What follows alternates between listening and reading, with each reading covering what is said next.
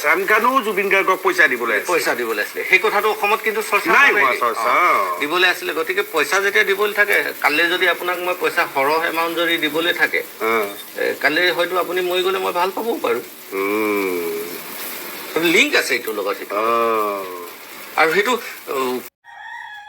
কোন এইজন পলাশ ৰঞ্জন বৰুৱা পলাশ ৰঞ্জন বৰুৱাৰ বিস্ফোৰক মন্তব্যই কঁপাইছে এতিয়া সংবাদ মাধ্যম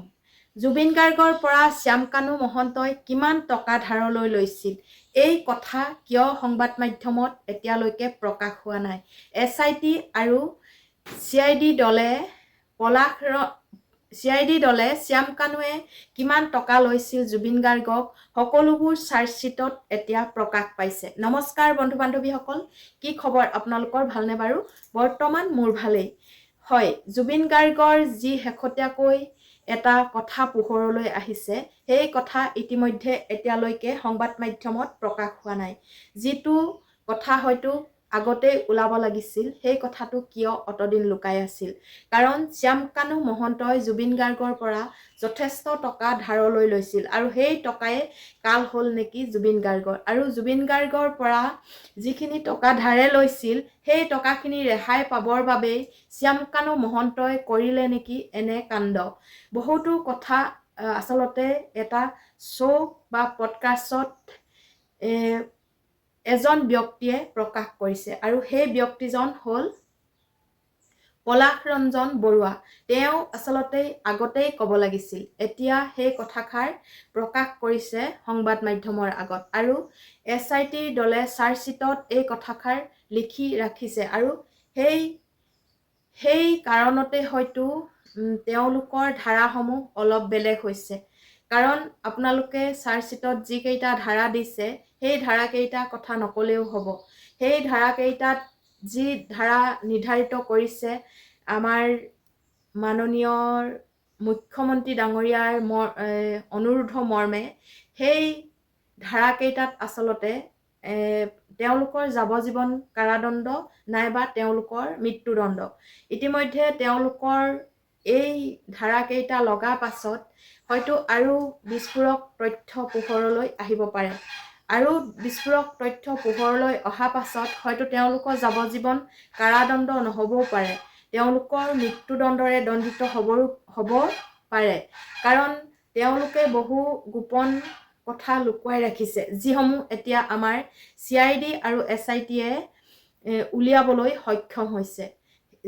এক নম্বৰতে আমাৰ জুবিন গাৰ্গৰ পৰা শ্যামকানু মহন্তই বহু টকা ধাৰলৈ লৈছিল আৰু সেই ধাৰলৈ লোৱাৰ বাবে হয়তো আজি জুবিন গাৰ্গক এনেকৈ হত্যা কৰিবলৈ তেওঁলোকে প্লেনিং পাতিছিল অকল শ্যামকানু মহন্তই ধাৰলৈ লৈছিল নে আৰু কোনোবা ওলাব হয়তো তেওঁলোকৰ যিসমূহ লগৰ আছিল বা সিদ্ধাৰ্থ শৰ্মা বা তেওঁলোকৰ শেখৰ জ্যোতি বিপদে আপদে তেওঁ জুবিন গাৰ্গৰ পৰা তেওঁলোকেও অলপ হ'লেও টকা ধাৰ লৈ থোৱা আছিল আমাৰ অনুমান হয় সেই গতিকে তেওঁলোকে সকলোৱে মিলি এনে কাণ্ড কৰিলে বুলি আমাৰ এতিয়া ভাৱ হয় কাৰণ এই কথাষাৰ আগতে সংবাদ মাধ্যমত প্ৰকাশ হোৱা নাই আৰু এই কথাষাৰ এতিয়ালৈকে ওলোৱা নাই যেতিয়া নেকি চাৰ্জশ্বিটখন দাখিল হ'ল তাৰ পিছতহে এই কথাষাৰ পোহৰলৈ আহিছে এই কথাষাৰ পোহৰলৈ অহাৰ পাছত হয়তো আৰু ন তথ্য পোহৰলৈ আহিব পাৰে জুবিন গাৰ্গৰ বিষয়ে তেতিয়া হয়তো তেওঁলোকৰ আৰু অলপ শাস্তি কঠোৰতকৈও কঠোৰ হ'বলৈ গৈ আছে সেয়েহে আমাৰ অসমবাসীয়ে ধৈৰ্য ধৰাটো অতি প্ৰয়োজন কাৰণ দুখ কৰি বা অপৰাধ কৰি কেতিয়াও হাৰিব নোৱাৰে আৰু আমাৰ যি নেকি ন্যায়পালিকা তেওঁলোকেও হাৰিবলৈ নিদিয়ে এজন মানুহৰ ওপৰত এনে অত্যাচাৰ বৰ অত্যাচাৰ বুলিয়ে ক'ব লাগিব তেওঁক উৰে ৰাতি মদ্যপান কৰাইছে আৰু মদ্যপান কৰাই নি সাগৰত পানীত সাঁতুৰিবলৈ দিছে আৰু নিচাসক্তৰ মানুহে পানীত সাঁতোৰাটো দূৰৰ কথা পানীৰ ওচৰলৈ যাবলৈ দিয়াটো বন্ধ আছে গতিকে সেইটো কথা তেওঁলোকে জানি শুনি ভুল কৰিছে আৰু সেয়েহে তেওঁলোকৰ উচিত শাস্তি হোৱাটো সকলোৱে বিচাৰে। গতিকে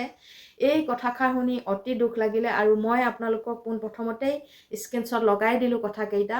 যদি আপোনালোকৰ মতামতসমূহ জনাব বিচাৰে তেনেহ'লে মোৰ কমেণ্ট বক্সত মতামতসমূহ জনাবলৈ নাপাহৰিব। আৰু শেষত আপোনালোকে সকলোৱে জুবিন দাৰ ন্যায় বিচাৰে যদি পুনৰবাৰ আপোনালোকে